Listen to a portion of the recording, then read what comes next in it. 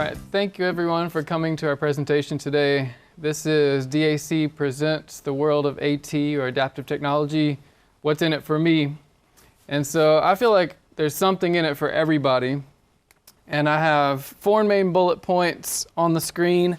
And these are the things where I see students really benefiting from technology at the university level. And these 4 things are greater classroom participation, more complete access to print, more effective study tools, and better in-class note-taking. And to do these 4 things, I work in the Adaptive Technology Lab, and we have 3 main services to students. We provide equipment, we provide alternate format, and it's mainly to print. We can do some tactile, like if there's a map and you need to be able to feel it to understand it, we can create a tactile version. But most alternate format is print, so that could be scanning it in and having one of the programs that I'm going to show you read it out loud to you. It could be Braille if you need Braille created, large print, so that's alternate format. And then the third thing is software. Like I mentioned, some of our software can read things out loud. You just pretty much load it up on your computer, hit play, and it'll read it aloud. I have John from Text Help, and he's going to show us their product Read and Write. And today we're announcing a link that we've put up through Pipeline to where anyone on campus that's a student can log into Pipeline and be able to go to that download link for Read and Write. And it's a free copy of software that could make a big difference in your college career. All right, the first thing I want to show you is how to get to our equipment form, because it tells you exactly what adaptive equipment we have that we can check out to you as a student registered with Disability and Access Center. And so on the computer, we're going to open up a web browser. And it doesn't matter which web browser you use. For demonstration, I'm using Firefox, but it doesn't have to be Firefox. All right, in that web browser, we're going to go to mtsu.edu/DAC for Disability and Access Center. And once you're here, you're going to look on that left bar. If you're using a screen reader, you're going to look for Adaptive Technology Center dropdown. And then you're going to activate that. Underneath Adaptive Technology Center, you're going to click or choose Services. On that page, it gives a brief overview of the services that I've talked about, the equipment, the software, the alternate format. And so I have 3 bullets that point you to request digital Braille large print, borrow adaptive computer, request free installation of adaptive software. And so right now we're talking about equipment. And so I'm going to follow that line to the link. Click the link, and then it's a basic form that you're going to fill out to borrow equipment. You don't necessarily have to complete the form if you just want to browse what kind of equipment that we have. And so I have some required fields, and I'm going to have to fill some of those out. So I'll do just a quick Burgess at MTSU.edu. For first and last name, William Burgess. And sorry, I forgot to introduce myself. So my name is Bill Burgess. I work for the Adaptive Technology Center. And my lab is in room 174 of the library, if you ever need to find me for questions or anything. All right, phone number. We're going to do 615-494-7705. That's my lab number if you ever need to call me. What type of equipment would benefit you? And so this is a drop down. We're going to look through it. We have hearing, vision, cognitive, motor, sensory. So we're just going to look at what types of technology we have for hearing. We have some hearing augmentation systems. One of these you can plug in to a hearing aid. It has to be a specific brand, but it could make a big difference for you. We have some FM transmitters that the professor can wear one side of it, and then it transmits wirelessly to you so that you can either plug that in to your laptop to record it, or you could have an earbud in actively listening to what the professor's saying, only louder. We have some recorders. Toward the end of the presentation, I'm going to show you some recording systems, and they're not listed here because they're not necessarily equipment. One of them is the Sonocent note-taking system, which runs through a laptop, an iPad. I believe they have an Android app, and so it's a piece of software that you can run to take notes. We also have the LiveScribe pen, but we'll get to those at the end. We have some computer equipment, and it's just basic computer equipment, but if you don't have your own, borrow it from us. Again, it can make a big difference for you. All right, instead of hearing, we're going to go with vision equipment. And we have quite a lot of vision equipment just because it's an area where hardware can make a difference. We have some Braille note takers. We even have an old school Perkins Brailler, and that's essentially a typewriter for Braille, but some people are used to it, and so if it works for you, that's kind of the moral of the story. Whatever works for you and helps you to succeed. We have magnification systems, and so some of our students have low vision, and these magnification systems will help you access print at a larger level, or they can do alternate color schemes. And so I have the Enhanced Vision Transformer on the stand, and so I'm going to start the program just to give you a little taste of this hardware that I'm talking about. And this magnification arm plugs into a laptop, or you can plug it into an external monitor. And so there may just be a monitor, a spare monitor, a computer monitor in the classroom, and you can talk to the teacher and say, hey, I have this magnification arm. Do you have a spare monitor that I can plug it into? And so if they have one, then really all you need to do is bring this magnification arm with you to class with a power cable and then the appropriate hookup for that monitor. And you could have essentially an entire CCTV ready to go by just carrying this little arm. And so I'm going to run that program. And so now I have, through the magnification arm to my computer, a CCTV. And so I'm going to zoom in on greater classroom participation, something I mentioned a little bit earlier. And so we can make it very nice big. F1 takes you into like a little cheat sheet. And so M says next color mode. So I'm going to hit escape to get out of this little menu and go M. And that says enhanced positive. We can go white on black, green on black. And the color modes, it comes down to whatever works best for your vision. And so this piece of equipment is pretty incredible. It also does distance viewing, and so you can turn the little camera arm to the side, or actually the camera head to the side, and then they recommend you flip this little lens down so that it's not trying to do the near vision. And so you could point this at the board and view whatever the instructor's presenting on the board, that if you're sitting in your seat, it's possible that you just cannot see what they're putting on the board, and so you could use this magnification arm to see exactly what they're putting on the board. And I've even had a student clever enough to plug this up to their Mac. It does work with both Windows and Mac.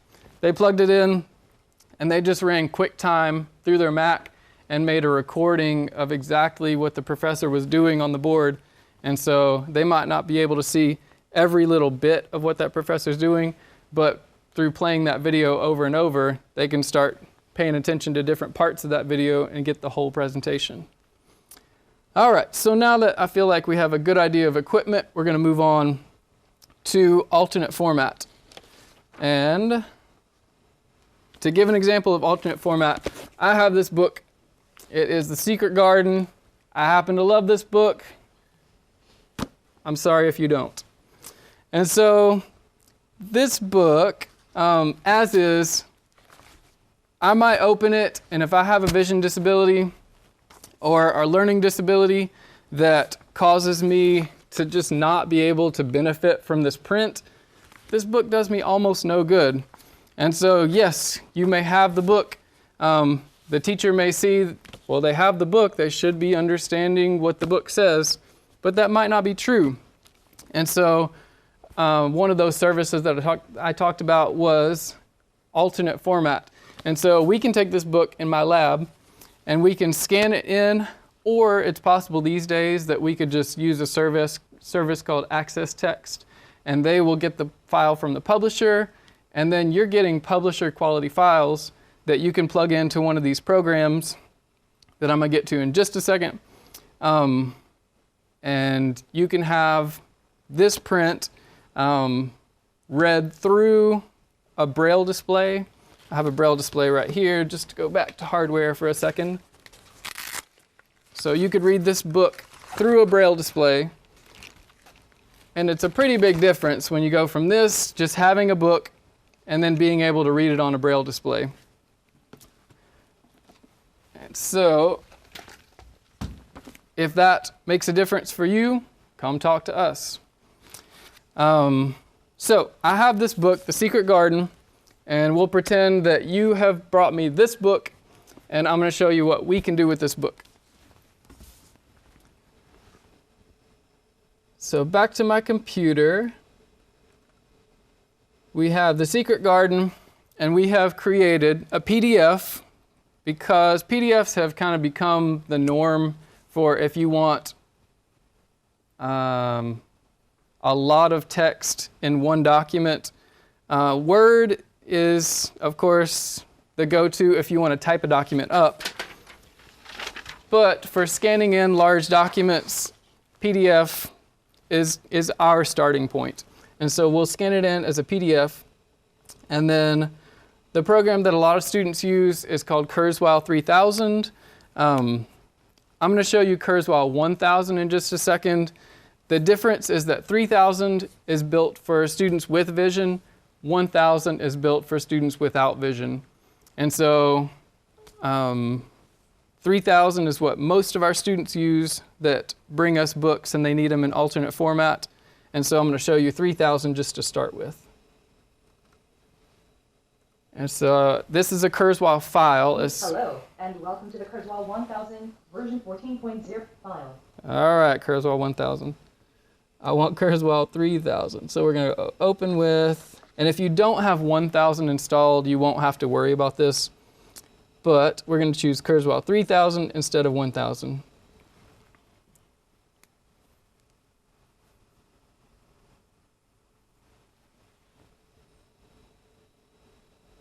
All right, so we have the book, and when you scan into 3000, it keeps the pages looking like pages. You'll see in 1000 in just a second that 1000 kind of strips out the text, and it just leaves you with pretty much an editable document. But 3000 leaves it as a page, and we cannot edit this page because it pretty much just took a picture of the page, ran optical character recognition on the page, and now we can do this with it. Frances Hodgson Burnett was born in Manchester, England, in 1849. In 1865, after her father's death, her mother moved the family to rural Tennessee, where the... And so it takes the book that we had right here, and it takes a picture of all the pages, it runs character analysis on it, and it gives you something that will read out loud to you. You might have noticed that it's highlighting as it reads out loud, and so this is what makes a huge difference for students when they get not only access to the print material, but they get more complete access, kind of like my main bullet points. I'm going to minimize just for a second. More complete access to print. And so let's say if you have low vision, you can use a CCTV to read line by line on that book. But if you can have something read out loud, if you can have a program track the words, I feel like that's more complete access to print. And so I promised you Kurzweil 1000. Now that we've seen 3000, 1000 for any students that may be using a screen reader. Hello, and welcome to the Kurzweil 1000 version 14.02. Press the rectangular key at the bottom right corner of the keypad for assistance. All right, so we have Kurzweil 1000, and yeah, I mentioned that it's primarily for use with a screen reader. And so I have an example, but I'm going to stay true to my example that I was using a second ago, and we're going to scan a page from The Secret Garden. So I'm going to lay it on my flatbed scanner. And the nice thing about these pieces of software is that you don't have to have a $1,000 scanner. It can be this $60 scanner. And then we're going to use Kurzweil 1000 to extract this text. Please wait. Kurzweil 1000. Scanning is 1/4 done. Scanning is half done. Scanning is 3/4 done. Scan complete. Right. Page 1 complete. Edo, I see secret cordon toward the robin. He's the only one as knows. No one else has seen inside it for 10 years. 10 years was a long time, Mary thought. She had been born 10 years ago. She walked away, slowly thinking. All right, and you may have noticed that when it started reading, it sounded a little bit choppy, and that's because character recognition is not perfect. But as it moved into the body of the text, it started sounding really good. And so I show you that you can scan a page of The Secret Garden, not to say that we expect you to scan your own textbooks, but to say that if you have some handouts from a professor and you feel like you will get more complete access to them by scanning them in, having them read out loud, having the highlight feature. Something I think John's probably going to talk about is that you can make notes in the documents that you open in these programs. It's more complete access to print. So we'll close out of 1000. Edo has unsaved changes. All right, so now I've shown you Kurzweil 3000, Kurzweil 1000. Are there any services where you don't have to bring us a book and us create the alternate format? And the best service for that I found is called Bookshare. And so it's a free service to those students that have print disabilities, and that's a print disability that pretty much a doctor has diagnosed a print disability. And I do want to show you just the simple version of how to get books from Bookshare. You are going to have to sign up for it. But once you do, and you submit documentation that you have a print disability, you're able to get books through them. And so I'm going to go to bookshare.org. And once we're here, we're going to go to the edit field for title, author, ISBN, and type The Secret Garden. And so we get a few hits that are not the book that I was showing you a second ago, but our fourth hit down was The Secret Garden by Frances Hodgson Burnett. And so I'm going to click here on that title, and I'll need to log in.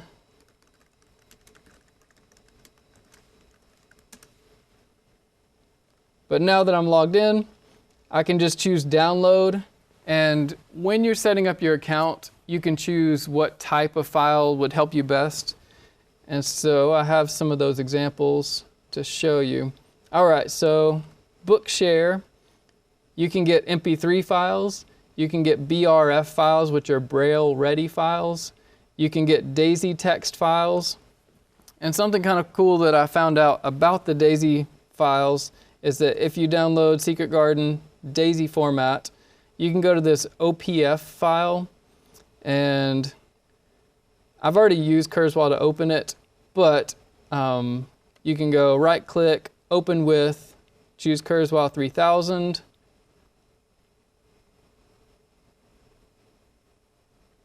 And then we have the full book from Bookshare that we can go through the pages. And it's the same book that you would check out from the library, but the book that you check out from the library is going to be that original book in print that I showed you, and this is going to be more complete access to print. And just to prove it to you, I'm going to hit read on this page. Sail away to England in a few days and go to her uncle, Mr. Archibald Craven, who lived at Misselthwaite Manor.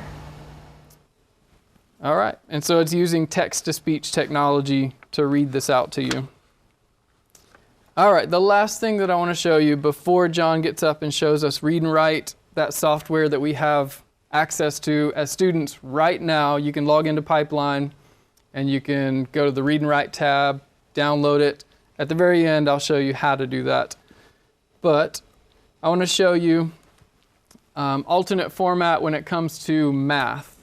And it's been a little bit sticky over the past however many years, 30, 40 years, that technology has been trying to read math out loud. There is a program from Central Washington University called Central Access Reader, and that university has completely developed this program. And it's really cool because I have the program open. I am going to open my Properties of Exponents folder and then just drag this Word document called Properties of Exponents Fixed into the window. And then it loads your document. And as an aside, it doesn't have to be math. This program was built to read text out loud. So dragging and dropping a Word document of any type will read out loud. And so let me show you what that sounds like. And another aside, this program is free. They don't charge anything for it. 7.5 Properties of Exponents Scientific Notation. X to the A power. X to the A power times X to the B power equals X to the A plus B power. X to the 0 power equals 1. All right, so we're getting an idea of what these equations sound like when they're read out loud. Let me go to a little bit more complicated one though. Open parenthesis, begin fraction X to the A power over Y to the B power end fraction, closed parenthesis to the C power equals begin fraction X to the A times C power over Y to the B times C power end fraction. All right, so the one thing that I'm noticing when this program is reading this equation out loud is that if I didn't have the computer screen on and I couldn't see the equation, I'd get lost in trying to understand this equation when it's spoken aloud. And so that's why a professor and I have worked on using JAWS, the screen reader, to open these documents, these Word documents that have special equations in them, as an HTML document. And so I'm going to start JAWS just to give you an idea of what one of these equations sounds like if you are able to kind of piece it apart. I'm going to give it just a second to load JAWS. JAWS for Professional. JAWS for Professional is ready. HTML plus math. All right, properties of exponents. Properties of exponents. Context menu. Leaving menus. HTML plus MathML left paren works well with VoiceOver in 10.10. Items view multi-select list. Page.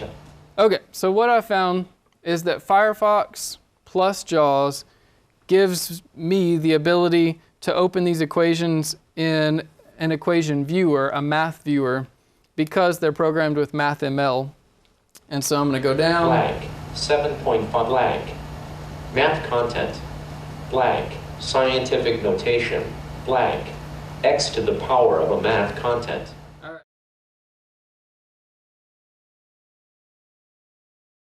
Equation. Blank. X to the blank. X to the power of 0 equal blank. X not equal blank. X to the blank. X to the power of over X blank. Left paren X to the power. All right, so here's that complicated equation that we just listened to part of a second ago. I'm going to hit enter on that equation because it's been programmed with MathML. Properties of exponents dash Mozilla Firefox. Math Viewer. And it opens this Math Viewer window on top of Firefox. And so now I'm going to use my arrow keys. Equals. Left paren x to the power of over y to the power of b, right paren to the power of c. All right, so that was still a little bit hard to understand. So I'm going to go down a level with down arrow. Left paren x to the power of over y to the power of b, right paren.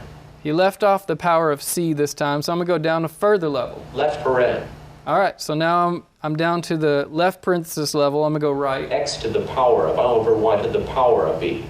All right, so I now understand left parenthesis, and then next to that is a fraction x to the power of a over y to the power of b. Right paren. Go to the right, and I hear a right parenthesis. No more terms at this level of the current expression. And so at this level of the expression, it's picked it apart to where I can understand, okay, well I have x to the power of a over y to the power of b. So I'm going to come back up a level. Left paren x to the... I'm just going to stop him because I understand this part of the equation. Go right. c exponent. All right, so there's an exponent of c next to that fraction. Go to the right. No more terms at this... I'm going to have to come up a level. Left paren x equals. So now I know x to the power of a over y to the power of b to the power of c equals... x to the power of a c over y to the power of bc. And I can just pick this equation completely apart because it's been programmed with MathML. All right, so I've shown you Kurzweil, I've shown you the central access reader, MathML with JAWS and Firefox. All right, I'm going to wrap up by showing you the note-taking systems that I mentioned earlier. This is a LiveScribe pen. It is essentially just a ballpoint pen that you take notes with, but the special thing about it is it uses special paper, excuse me, that's called dot paper. And so the paper itself has microscopic dots that the pen has a camera built into it that looks at the position of the pen while you're writing your notes and synchronizes your notes that you're writing with a microphone that's recording the speaker. And so my dutiful associate director, Kevin States, has been nice enough to make some notes during mine and John's presentations. And so I am going to use this pen and just touch it to where he's taken some notes.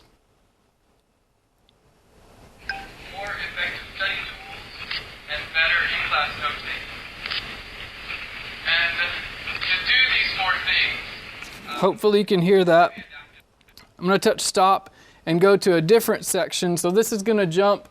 It could be 10 minutes after the part that I just played, because the part that I just played was the very beginning of the presentation where he wrote greater classroom participation, and that's where I was going over my 4 main topics that I want to cover.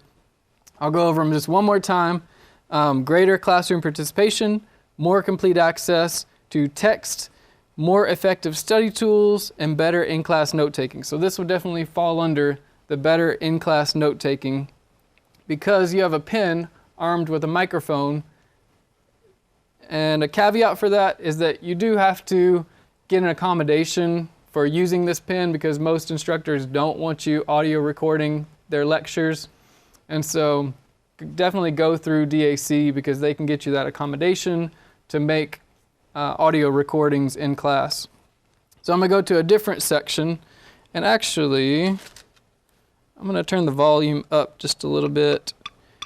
And there are little buttons at the bottom of the paper, so you just touch the pen. It has little sound effects, but you touch the pen to the up arrow where it says volume, and it turns the volume up on playback.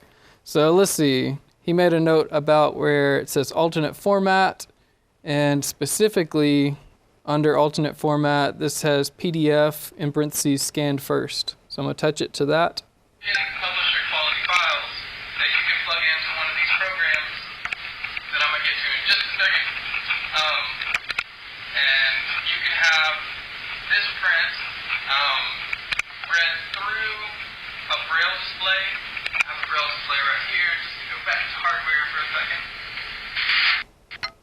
All right, so I noticed that when I touched it to PDF, it was a little bit after I was talking about PDF, and you may find that when you take notes, is that when you're taking notes, it's something that the professor has already said, and you're like, I should take a note about that. And they may not be talking about that specifically right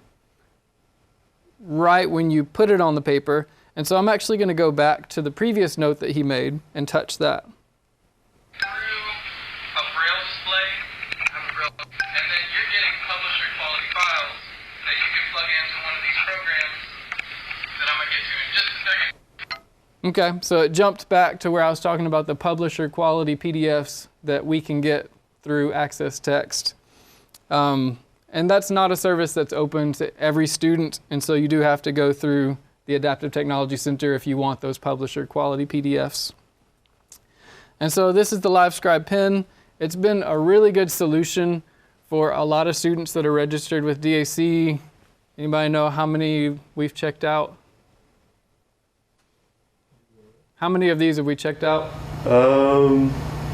This semester, I said we probably have about 15 left, and we had around 55 Okay.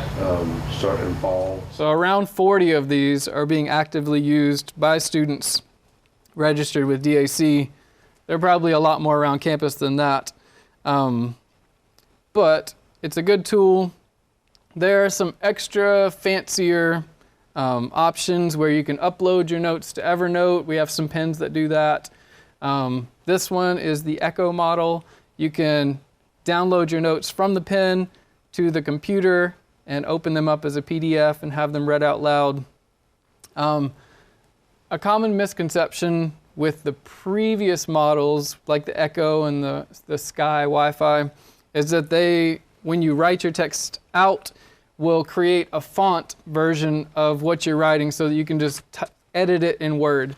This pen, the Sky Wi-Fi, do not do that.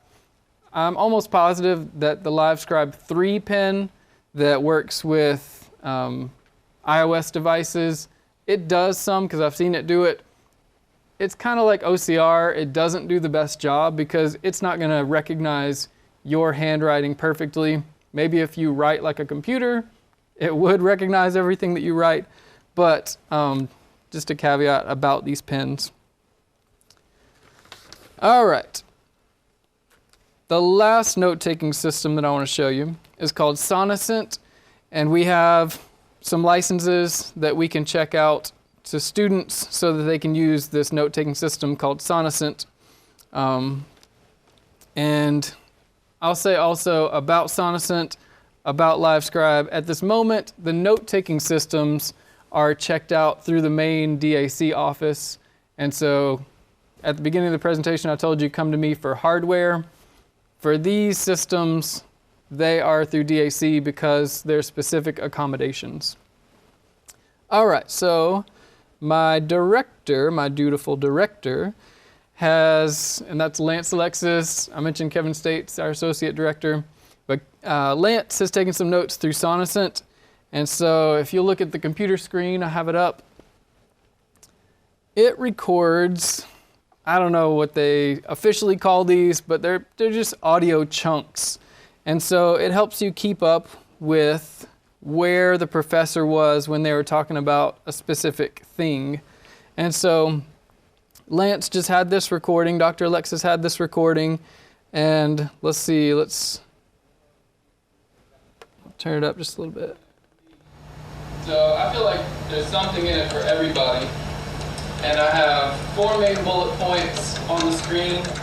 I hit pause with the space bar. And what I want you to notice is that in those spots where I stop talking for a couple seconds, that's where it creates those logical gaps between these audio files. And these are the things where I see students really benefiting from technology at the university level.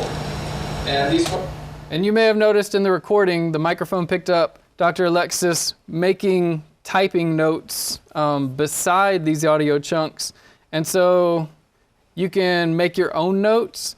Another handy feature is that if you'll click on one of these audio segments or chunks, yeah, they do call them chunks because over on the right, you can do different things with the chunks.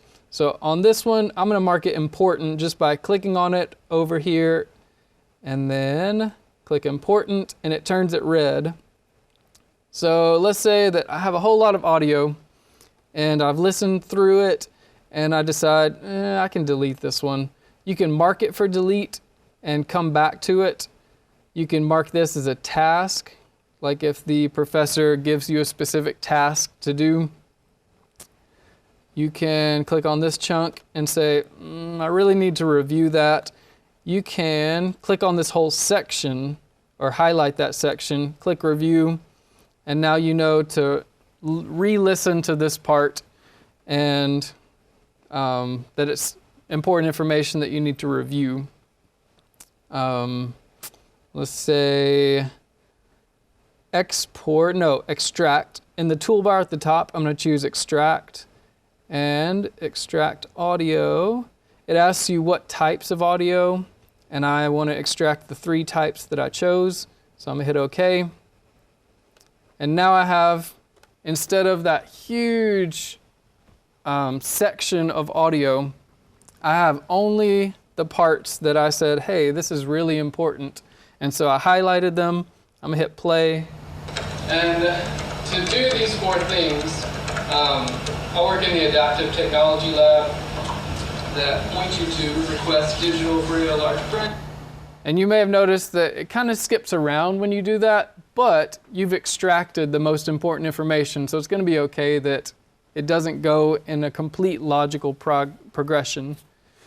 But if you're interested in the Sonocent note taker, the LiveScribe note taker, then talk to Dr. Alexis, talk to Kevin States, and they can get you approved for that note-taking accommodation and get you hooked up with one of these systems. All right, I promised you that I would show you at the very end. Yep, we're at the very end. I would show you how to get to that free read and write download. And so I'm going to go back to a web browser. And again, it doesn't really matter what web browser you're using. It could be Chrome, Firefox, Internet Explorer, Edge, if you know what that is. All right, so on this computer, shut down JAWS. We already have a web browser open. And so in this web browser, I'm going to go to pipeline.mtsu.edu. It's going to tell me that I have the wrong kind of browser, but I'm going to hit continue anyway, because I'm just like that. And so username, you're going to type your username. I'm, of course, typing mine so that I can get in.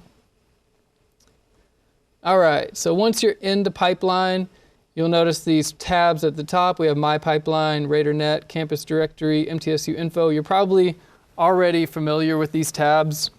And so close to the end, they put us a Read and Write tab. And once you go there, you have a brief overview of what Read and Write is. John's done a better job of making it understood what Read and Write does. But just to download, we're going to click Link to Read and Write Software. And it's a really small zip file. And so we can open that zip file. Once we open it, it has 2 files. And so we're going to double click the Setup application. It asks you, are you sure? We're sure. And then it just says downloading and installing. Mine says you already have this installed. So yeah, it's really simple to go into Pipeline, find that Read and Write tab, find the link to Read and Write software, and then download it, install it. I hope you enjoy. Thank you everyone for attending. All right, so I'm going to do a real quick demo of Read and Write.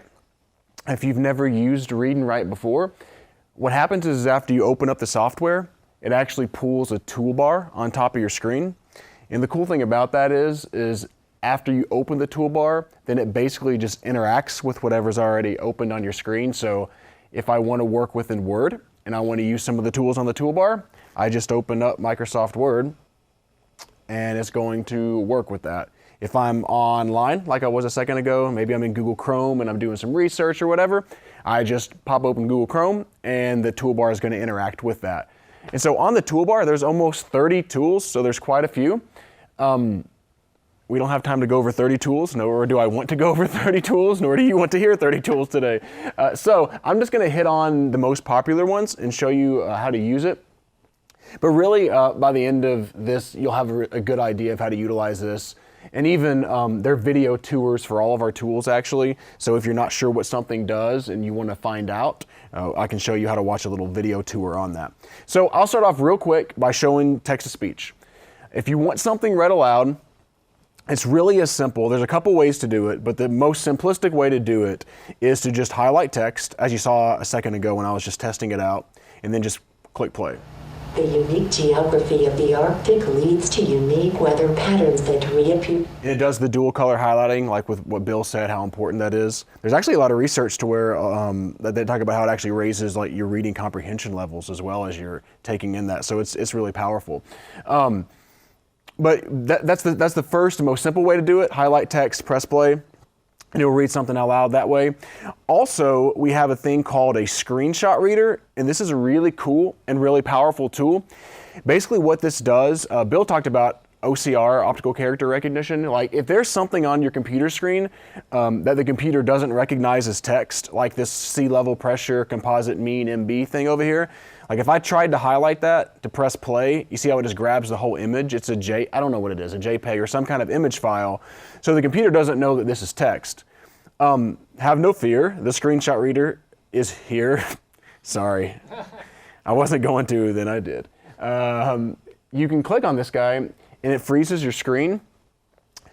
And then it turns your mouse into like crosshairs. And then all you have to do is just draw a box around whatever you want to have scanned. It'll actually do an OCR scan. Sea level pressure composite mean MB. I'll stop it there. It even has a little play button at the bottom to where you don't have to keep OCR in it every single time. It'll just save it on your screen like that. And that's really cool because that can be used in a lot of different applications, not just online, whenever you're finding images and stuff like that. There'll be times, kind of some of the stuff that Bill showed you, like maybe you have a worksheet in an iPhone or something and you want to have something read aloud and this is all you got right now, you could take a photo of it, email it to yourself and draw a box around whatever you want read. Like I've got this example I like to use. This is just an iPhone picture of a monument in Canada. And I opened it up in the Windows Photo Viewer or whatever, so I didn't this is not special formatting or anything. I just grab this guy and draw a box around whatever I want read. And it'll OCR scan this. Captain John Palliser was able to carry out his project of eye-making. Anyways, so there you go. And it works really, really well. I think it kind of messed up slightly on of, but that's, again, OCR. Not 100% perfect, but really it does work awesome. We use Abby, so it's a really good OCR. But anyway, so that's just a thought, is that you have this at your fingertips, especially if you're in a pinch. The screenshot reader can read a lot of things, if maybe all you do have is your phone or something like that. Let me pull open my web browser again here real quick. And by the way, you can change the way the voice sounds and everything within Read and Write. If you don't like the way that it sounds, plus you can change the pitch and all that kind of stuff and all that. But I'm not going to go into like how you do a bunch of the things. I will just tell you that if you are using this and you want to look at what options you have, like settings, there's these little drop-down menus next to all your icons. So this is like specific to speech, to your speech, your text-to-speech. Or if you go back here, these are specific to the picture dictionary, all right? And then the other thing I like to point out is that on the very last option for all your tools is a video tour, like I said earlier. So like if you forget everything I say, don't forget about the video tour, because then you can just sit here and click on that. And it's like a 2 or 3 minute real quick video tour of what does that tool do and exactly how to use it. So it's really short and really simple. A couple more really quick tools I'll hit on. And then I'm going to flip over and look at some like research tools that we have. Is the dictionary and the picture dictionary. They're talking, or the dictionary is talking dictionary, which is pretty cool. So like you don't know what a word is, you can click on it and just click on the dictionary and you've got a talking dictionary right at your fingertips. So let's just say I don't know what that is and I want to have this read aloud. I just stick my cursor there and press play. 1.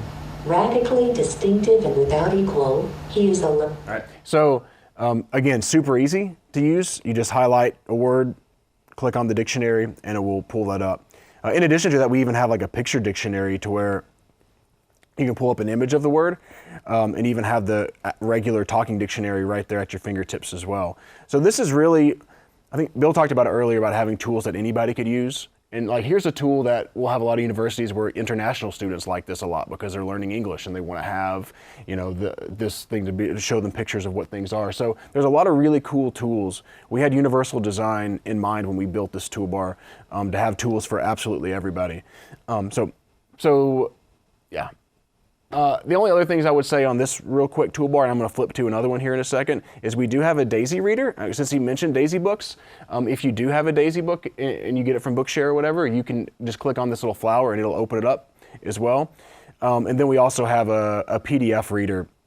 You can open up a PDF like normal and it'll work pretty well, but this just fine tunes it. If you open it up with this, you just click on PDF and go find your PDF and it'll work really, really well with that.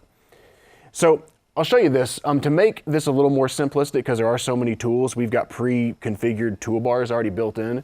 And you'll see at the top right-hand corner, it says writing features. So like there are different features, more than just the toolbar I was showing you a second ago. But I'm gonna hit on this and then I'll show you one research feature and then we'll be done here. But under the writing features toolbar, we have things like making voice notes within Microsoft Word, like recording your voice and inserting those little voice notes into Word, which is pretty cool. Even a spell check that's a lot more sophisticated than the spell check that's in Microsoft Word. Like it'll pick up like phonemic errors and different things like that, phonetic errors. But I will show you word prediction because this is really popular for us. And if you are not used too much to using word prediction, it's like what happens on your cell phone when you try to text somebody, except for it's kind of a bad word prediction a lot of times. But this is a really good word prediction. It's not only does it learn your behavior, so it learns a student's behavior, whoever's using it, it learns your behavior as you begin to use it, but it also is contextualized and highly contextualized. It really knows what you're talking about. So I've used this example several times. Larry, so when I type an L, it's learned John really likes to type the word Larry. But I used it because I was in Indiana one time and someone said, if you type Larry in there and Larry Bird doesn't come up, I'm not buying your software. But anyways, good thing he came up. No, I'm just playing. But no, they did. They really wanted to see Larry. But this is just to kind of show you that it is contextualized, so it knows that you're talking about Larry. And you could even like insert a word by clicking on the word King, and it'll insert that and it'll put it in there. So now it's saying Larry King, but it looks back multiple words. So it's not just looking at the word King and going, let's just list a bunch of Kings. It's actually looking at Larry King and showing you live and show and weekend and all those things. So it's a really good, powerful word prediction. So really anyone that, there's so many uses for this, even like struggling writers, folks in writing labs and stuff that usually really, really love this. If you're a poor speller, this could be a really powerful tool for you as well. So there's just so many students that can benefit from that. And that was just as simple as getting over, to the writing features toolbar, clicking on that like crystal ball thing, and it just pops in wherever you're at. So not just on Microsoft Word, it's just there. So the last thing I'll show y'all real quick is the study skills features.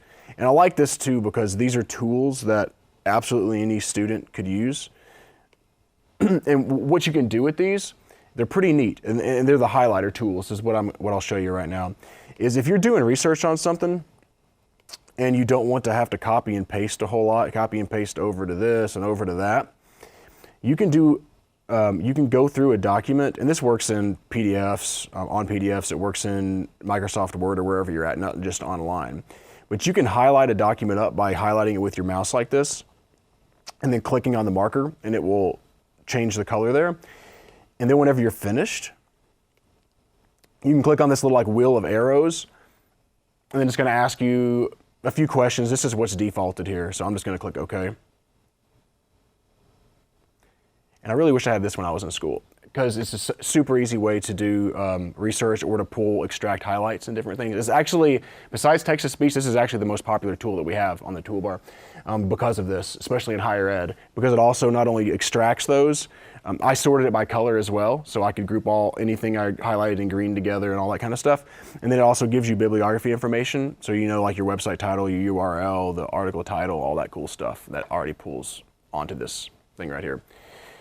And then the last thing you can do with the highlighters that's pretty neat is you can highlight individual words if like you're trying to learn terminology. And I'm just highlighting some simple stuff here just to show you how it works. And you can click on this little guy, which is a vocabulary builder. You can type any word in there you want. Or if you don't even want to highlight, you can just click on that and just start typing words in. But I love this too because again, if you're trying to learn terminology, you've got like words, the meaning of the word, you got a symbol to help you remember that, and you've got all built in, even a place for notes and different things like that. So it's super easy, pretty cool way to learn terms as well as extract that information. So that's pretty much it. I just wanted to kind of hit on just some of the real quick highlights of read and write. Like I said before, there's like almost 30 tools on here, so I just like hit on the very tip of the iceberg for you there. But yeah, that's it right there.